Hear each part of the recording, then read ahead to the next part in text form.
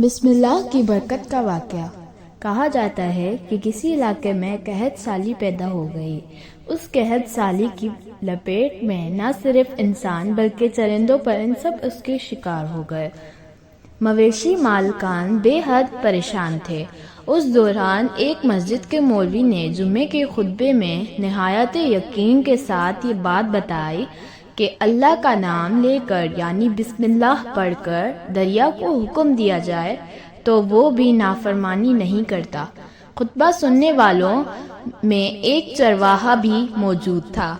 مولوی کی یہ بات اس کے دل میں اتر گئی اور اس بات پر اس کا یقین کامل ہو گیا۔ اس نے واپس آ کر اپنی بکریاں کھولیں اور سیدھا دریا پر چلا گیا۔ اونچی آواز سے بسم اللہ الرحمن الرحیم پڑھا اور دریا کو کہا وہ اپنی بکریاں چروانے کے لیے دوسرے پار جانا چاہتا ہے، اور اسے کہا کہ مجھے اپنے اوپر سے گزرنے دے۔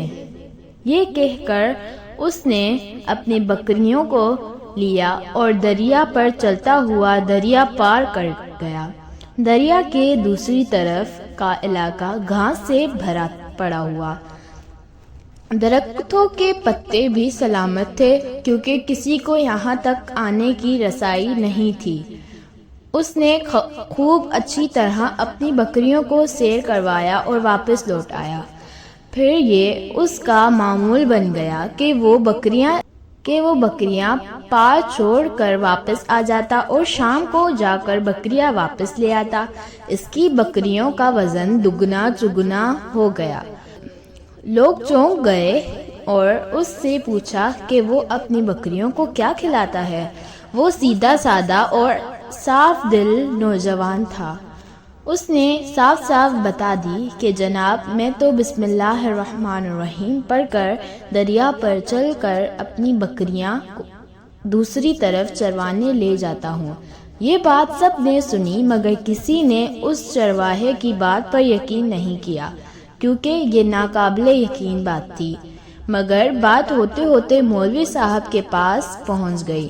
مولوی صاحب نے اس چرواہے کو بلایا اور سارا ماجرا پوچھا۔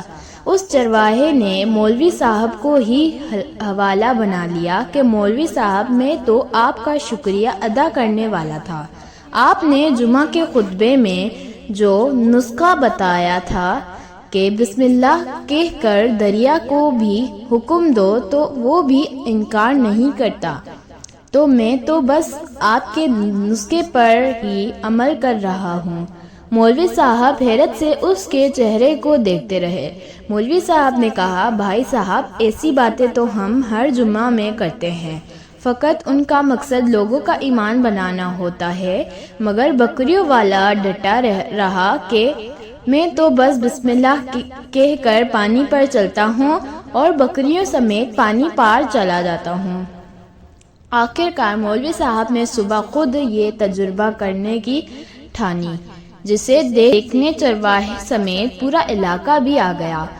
مجموعہ زیادہ تھا۔ مولوی صاحب نے ایک دو بار سوچا کہ انکار کر دوں کہ کہیں ڈوب نہ جاؤں، مگر وہ جو مولوی صاحب کو کندھے پر اٹھا کر لائے تھے اب بھی جوش و خروش سے اللہ اکبر کے نعرے لگا رہے تھے اور مولوی صاحب کے حق میں تعریفیں کر رہے تھے۔ آخر کار مولوی صاحب نے اپنے ڈر کو دور کرنے کے لیے ایک رسا منگوایا۔ پہلے اسے ایک درخت کے ساتھ باندھا، پھر اپنی کمر کے ساتھ باندھا، پھر ڈرتے ڈرتے ڈھیلا ڈھالا بسم اللہ پڑھا اور دریا پر چلنا شروع ہو گئے۔ مگر پہلا پاؤں ہی رکھا تھا کہ پانی میں گر گئے۔ مولوی صاحب ڈوبکیاں کھانے لگے اور پانی کے بہاؤ میں بہنا شروع ہو گئے۔ لوگوں نے کھینچ کر باہر نکالا۔ مولوی صاحب کی اس حرکت نے چرواہے کو پریشان کر دیا کہ مولوی صاحب کی بسم اللہ کو یہ کیا ہو گیا، کیونکہ اس کا یہ روز کا معمول تھا۔ اس کے اپنے یقین میں کوئی فرق نہ آیا۔ اس نے بسم اللہ کہہ کر بکریوں کو پانی کی طرف اشارہ کیا اور خود ان کے پیچھے چلتا ہوا پار چھوڑ کر واپس بھی آ گیا۔ لوگ اسے ولی اللہ سمجھ رہے تھے اور اس کے حق میں نعرے لگا رہے تھے، مگر وہ سب سے بے نیاز سیدھا سادہ انسان تھا۔ وہ مولوی صاحب کے پاس پہنچا اور کہا، مولوی صاحب، میں آپ کی بسم اللہ کی تعریف سے کافی پریشان تھا، مگر پانی پر چلتے ہوئے مجھے آپ کی بسم اللہ کی بیماری کا پتہ چل گیا۔ اس چرواہے نے درخت سے بندھی رسی کی طرف اشارہ کیا اور کہا، مولوی صاحب، یہ ہے آپ کی بسم اللہ کی بیماری، آپ کی بسم اللہ کی برکت کو یہ رسا کھا دیا۔ آپ کو اللہ اور بسم اللہ سے زیادہ اس رسے پر بھروسہ تھا، لہٰذا اللہ نے بھی آپ کو رسی کے حوالے کر دیا۔ پھر کہنے لگا، مولوی صاحب، آپ بھی کمال کرتے ہو، میں نے آپ کے منہ سے سنا اور یقین کر لیا، اور میرے اللہ نے میرے یقین کی لاج رکھ لی، مگر آپ نے اللہ کا کلام سنا مگر یقین نہیں کیا، لہٰذا آپ کو اللہ نے رسوا کر دیا۔ محترم عزیز دوستو، یہی کچھ ہمارا حال ہے، ہماری نمازوں اور دعاؤں کا حال بھی یقین سے خالی ہے۔